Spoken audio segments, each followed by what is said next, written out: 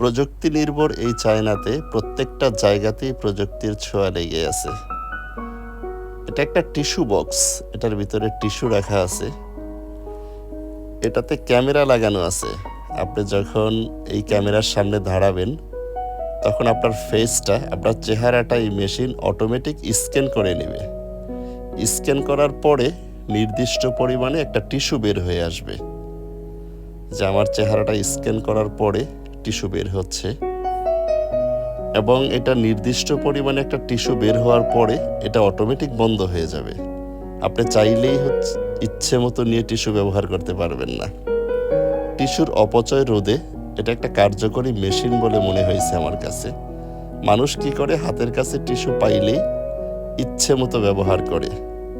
টিস্যুর অপচয় রোধে একটা কার্যকরী মেশিন এটা, পাশাপাশি আধুনিক চমৎকার একটা মেশিন।